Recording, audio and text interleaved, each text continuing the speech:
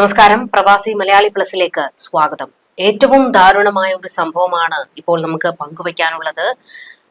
ഇന്ത്യയിൽ നടന്ന ഏറ്റവും വലിയൊരു വിമാന ദുരന്തം. അഹമ്മദാബാദിൽ നിന്ന് പറന്നുയർന്ന തൊട്ടടുത്ത നിമിഷം തന്നെ എയർ ഇന്ത്യയുടെ വിമാനം തീഗോളമായി ഒരു കെട്ടിടത്തിന് മുകളിലേക്ക് പതിക്കുന്നു. അതിൽ 242 യാത്രക്കാരുണ്ടായിരുന്നു. ആ 242 പേരും മരണപ്പെട്ടു എന്നുള്ള ഏറ്റവും ദാരുണമായ സംഭവമാണ് നമുക്ക് ഇപ്പോൾ പങ്കുവയ്ക്കാനുള്ളത്. അതിൽ UK, UAE പൗരന്മാരും അതുപോലെ തന്നെ നിരവധി ഇന്ത്യക്കാരും മറ്റ് മലയാളികളും അതുപോലെ തന്നെ മറ്റ് നിരവധി രാജ്യങ്ങളിൽ നിന്നുള്ള യാത്രക്കാരൊക്കെ ഉണ്ടായിരുന്നു. ശരിക്കും ഒരു ദുഃഖ വാർത്തയാണ്. നമുക്ക് അതിന്റെ കൂടുതൽ വിശദാംശങ്ങൾ എന്താണ് എന്ന്. ഗുജറാത്തിലെ അഹമ്മദാബാദ് സർദാർ വല്ലഭായ് പട്ടേൽ വിമാനത്താവളത്തിൽ നിന്നുമാണ് ലണ്ടനിലേക്ക് പുറപ്പെട്ട വിമാനമായിരുന്നു. AI 171 വിമാനമാണ്. ബോയിങ് 7878 ഡ്രീം ലൈനർ വിഭാഗത്തിൽപ്പെട്ടതാണ് ഈ വിമാനം. 230 യാത്രക്കാരുമായിട്ടായിരുന്നു പുറപ്പെട്ടത്. 12 ജീവനക്കാരും, അങ്ങനെ ആകെ 242 ജീവനക്കാരുണ്ടായിരുന്നു. 242 യാത്രക്കാരുണ്ടായിരുന്നു. ആരുടെയും ജീവൻ രക്ഷിക്കാൻ ആയില്ല എന്നുള്ള ഏറ്റവും സങ്കടകരമായ വാർത്തയാണ് ഇപ്പോൾ നമുക്ക് വന്നിട്ടുള്ളത്. വിമാനത്താവളത്തിന് പറന്നുയർന്നപ്പോൾ തന്നെ വിമാനത്താവളത്തിന് അടുത്തുള്ള മേഘാനി നഗറിലെ ജനവാസ മേഖലയിലേക്കാണ് ഇത് തകർന്നു വീണത്. ഉച്ചയ്ക്ക് 1:39 ഈ ദുരന്തം ഉണ്ടായത്. വിമാനം ടേക്ക് ഓഫ് ചെയ്ത ഉടൻ തന്നെ പൈലറ്റ് മെയ്ഡേ അപായ സിഗ്നല് പറഞ്ഞിരുന്നു. അപായ സിഗ്നലാണ് മെയ്ഡേ സിഗ്നൽ എന്ന് പറയുന്നത്. ഇത് എയർ ട്രാഫിക് കൺട്രോളിന് കൈമാറിയിരുന്നു. ഒരു അപകടത്തിൽ വിമാനം പെട്ടിരിക്കുന്നു എന്ന് പറയുന്നു. എന്താണ് അതിന് എഞ്ചിന് കുഴപ്പമുണ്ടായിരുന്നു എന്നായിരുന്നു ആദ്യം പുറത്തേക്ക് വന്നൊരു വിവരം. അതായത് വിമാനം പറന്നുയർന്ന് വിമാനത്തിന്റെ ഒരു ചിറക് ഒരു മരത്തിൽ തട്ടുന്നു. അങ്ങനെ വിമാനത്തിന്റെ നിയന്ത്രണം നഷ്ടപ്പെട്ട് തീഗോളമായി ഒരു കെട്ടിടത്തിന് മുകളിലേക്ക് പതിച്ചു എന്നായിരുന്നു. എന്നാൽ ഇപ്പോൾ ഒരു വിവരം പുറത്തേക്ക് വന്നിരിക്കുന്നത് വിമാനത്തിന്റെ 2 എഞ്ചിനുകളും തകരാറിലായിരുന്നു എന്നുള്ള വിവരം. പിഴവാണ്. എയർ ഇന്ത്യയുടെ ഒരു വലിയ പിഴവാണ്. അങ്ങനെയാണെങ്കിൽ ഒരു വലിയ പ്രതിസന്ധിയിലേക്ക് എയർ ഇന്ത്യ വീണിരിക്കുകയാണ്. നിസ്സാരമല്ല. 242 പേരും മരണപ്പെട്ടു എന്ന് പറയുമ്പോഴത്തേക്ക് അതിദാരുണമായ സംഭവം. അത് വിമാന കമ്പനിക്ക് പിഴവ് സംഭവിച്ചിട്ടുണ്ടെങ്കിൽ അവർ അതിന്റെ ബാക്കി നടപടികൾ നേരിടേണ്ടതായിട്ട് തന്നെ വരും.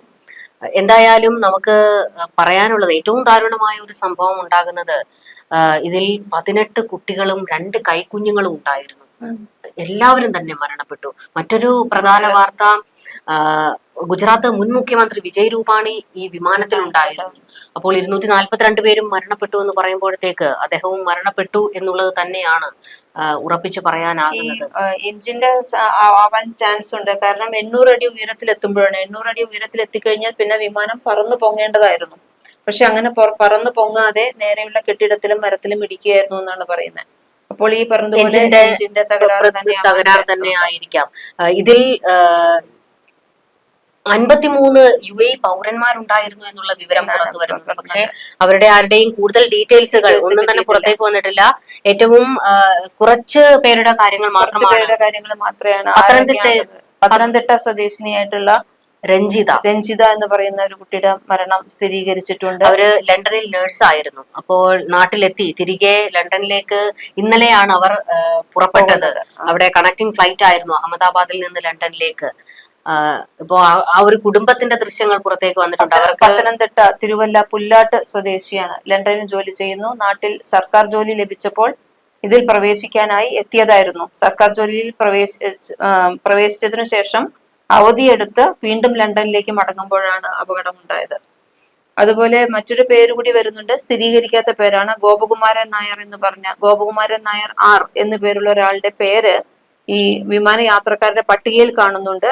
ഇദ്ദേഹം ഇതിലുണ്ടായിരുന്നു എന്നുള്ളത് സ്ഥിരീകരിച്ചിട്ടില്ല. അതല്ലാതെ പുറത്ത് മറ്റു യാത്രക്കാർ ആരെല്ലാം ആണെന്നുള്ളതിനെ കുറിച്ചുള്ള വിവരങ്ങൾ വന്നിട്ടില്ല. എത്ര പേരുണ്ടായിരുന്നു എന്ന് മാത്രമേ അറിഞ്ഞിട്ടുള്ളൂ. അപ്പോൾ അത്തരത്തിൽ വളരെ ദൗർഭാഗ്യകരമായ ഈ പത്തനംതിട്ട സ്വദേശിനിയുടെ വീട്ടിലെ ദൃശ്യങ്ങൾ ഇപ്പോൾ പുറത്തു വന്നിട്ടുണ്ട്.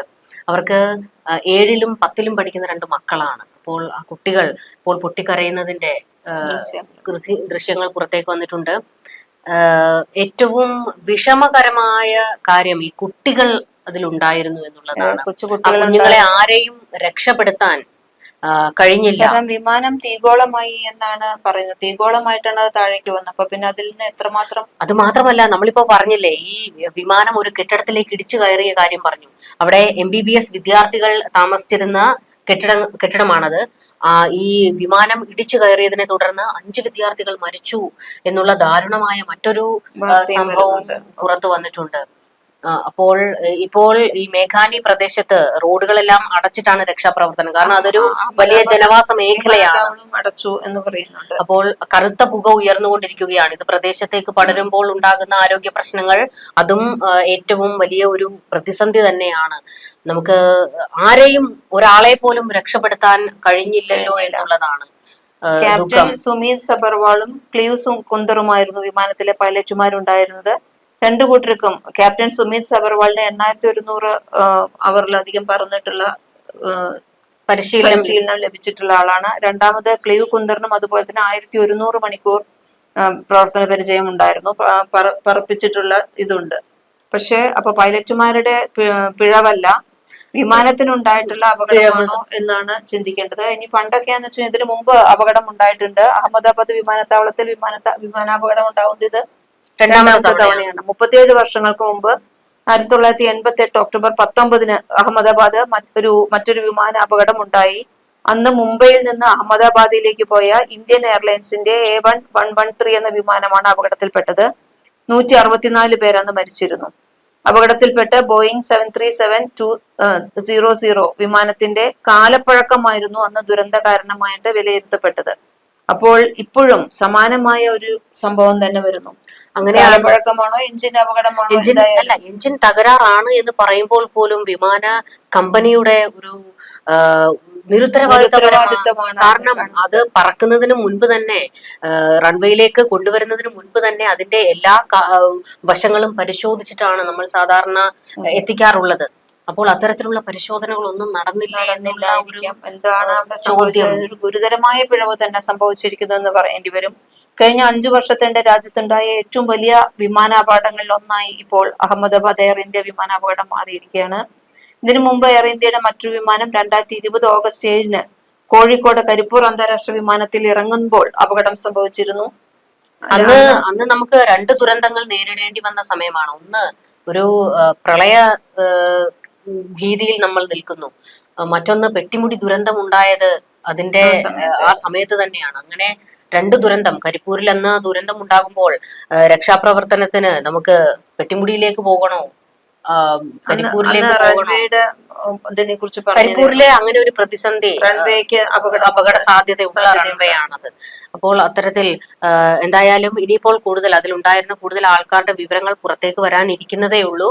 പക്ഷെ ഒരു എന്താ പറയേണ്ടത്, ഒരു ഈ വിമാനത്തിൽ യാത്ര ചെയ്യേണ്ടിയിരുന്ന ഒരാളുണ്ടായിരുന്നു. അവർക്ക് കൃത്യസമയത്ത് എയർപോർട്ടിൽ എത്താൻ കഴിഞ്ഞില്ല. അതുകൊണ്ട് അവർക്ക് ഈ വിമാനത്തിൽ കയറേണ്ടി വന്നില്ല. ഒരു ഭൂമി ചൗഹാൻ എന്ന് പറയുന്ന ഒരു യുവതി, അവർ കുറച്ചു നേരം ഒന്ന് വൈകിപ്പോയി എയർപോർട്ടിൽ എത്താനായിട്ട്. അപ്പോഴത്തേക്ക് വിമാനത്തിലേക്ക് ആൾക്കാരെ എല്ലാവരെയും കയറ്റി പിന്നെ അകത്തേക്ക് പ്രവേശിക്കാൻ കഴിയില്ല. ഇവർ അപ്പോൾ കരഞ്ഞു പറയുന്നുണ്ടായിരുന്നു, ലണ്ടനിലേക്ക് പോകേണ്ടിയിരുന്ന ആളാണ്. അപ്പൊ കരഞ്ഞു പറയുന്നുണ്ടായിരുന്നു, എന്നെ ഒന്ന് അകത്തേക്ക് കയറ്റി വിടൂ എന്ന് പറഞ്ഞുകൊണ്ട് അവർ കരയുന്നുണ്ടായിരുന്നു. പക്ഷെ അവിടെ നിന്ന് വിമാനം ഉയർന്നു പൊങ്ങി തൊട്ടടുത്ത നിമിഷം അത് പൊട്ടിത്തെറിച്ച് തീഗോളമായി വീഴുന്നു. പക്ഷെ തനിക്ക് ആ വിമാനത്തിൽ കയറാൻ പറ്റിയില്ല. അത് അവരുടെ ഒരു ആയുസിന്റെ ബലം. പക്ഷെ എന്നിട്ട് പോലും ആ വിമാനം തകർന്നതിന്റെ തൊട്ടടുത്ത നിമിഷം അവർക്ക് പൊട്ടിക്കരയേണ്ടി വന്നു. കാരണം അത്രത്തോളം വലിയൊരു ദുരന്തമാണ്. ഒരു തലനാരിഴയ്ക്ക് രക്ഷപ്പെട്ടു എങ്കിൽ തന്നെയും അത്ര വലിയൊരു ദുരന്തം നമ്മുടെ കൺമുന്നിൽ ഉണ്ടാകുക എന്നൊക്കെ പറയുമ്പോൾ നമുക്കത് പറയുമ്പോൾ പോലും നമുക്കതിനെ കുറിച്ച് കൂടുതൽ പറയാൻ സാധിക്കുന്നില്ല. എനിക്കതില് അത്രത്തോളം വിഷമം. എനിക്ക് കുഞ്ഞുങ്ങളെ ആരെയും രക്ഷപ്പെടുത്താൻ കഴിഞ്ഞില്ലല്ലോ. അതിപ്പോ വീട്ടുകാരുടെ കൂടെയുള്ള കുഞ്ഞുങ്ങൾ ഇങ്ങനെ ഒരു വലിയൊരു തീഗോളമായി കഴിഞ്ഞാൽ, സാധാരണ നമുക്ക് അപകടങ്ങളൊക്കെ ഉണ്ടാകുമ്പോഴത്തേക്ക് അതിൽ നിന്ന് രക്ഷപ്പെടാനുള്ള ഒരു നീക്കമൊക്കെ യാത്രക്കാർ നടത്തും. അപകടത്തിന് എല്ലാവരും ചെന്നിരുന്നു. ദുരന്ത രക്ഷാ പ്രവർത്തകർ എല്ലാവരും അവിടെ എത്തിയിരുന്നു. തീ കത്തി കഴിഞ്ഞാൽ പിന്നെ നമുക്ക് ചെയ്യാൻ പറ്റാത്ത ഒരു സാഹചര്യം. രക്ഷപ്പെടാനുള്ള എന്തെങ്കിലുമൊക്കെ നീക്കം ആ ഒരു സെക്കൻഡിലെങ്കിലും എല്ലാവരും നടത്തിയിട്ടുണ്ടാകാം. കുഞ്ഞുങ്ങളെയെങ്കിലും രക്ഷിക്കാനുള്ള. പക്ഷേ ആർക്കും ഒന്നും ചെയ്യാൻ സാധിച്ചില്ല. നമുക്ക് ഏറ്റവും വലിയ ദുരന്തമാണ് നമ്മുടെ രാജ്യത്തുണ്ടായിരിക്കുന്നത്. അപ്പോൾ ആ കുടുംബങ്ങളോട് ഒപ്പം നിൽക്കാം. കാരണം എല്ലാവരും ഒരു ആരെങ്കിലും ഒക്കെ രക്ഷപ്പെടും എന്നുള്ള ആശ്വാസവും ഒക്കെ ഉണ്ടായിരുന്നിരിക്കാം എല്ലാവർക്കും. പക്ഷേ ഈ വാർത്തകൾ കാണുമ്പോൾ എല്ലാ പ്രതീക്ഷയും നഷ്ടപ്പെട്ടാണ് ആ കുടുംബങ്ങളും നിൽക്കുന്നത്. ആ കുടുംബത്തിനൊപ്പം രാജ്യം ഒന്നടങ്കം ഉണ്ടാകും. ഇനിയെങ്കിലും ഇതുപോലത്തെ പിഴവുകൾ സംഭവിക്കാതിരിക്കട്ടെ, ദുരന്തങ്ങൾ ഉണ്ടാകാതിരിക്കട്ടെ. ഏത് രാജ്യക്കാരാണേലും മരണപ്പെട്ടതെല്ലാം മനുഷ്യരാണ്. അപ്പോൾ നമുക്ക് കൂടുതലൊന്നും എന്തായാലും നമുക്ക് വേറൊന്നും പറയാനില്ല. ഇനിയിപ്പോൾ എന്താണ് അപകട കാരണം എന്നുള്ളതിന്റെ വിവരങ്ങളൊക്കെ പുറത്തു വരുമ്പോൾ നമുക്ക് അതിന്റെ ചർച്ചകളുമായിട്ട് വരാം.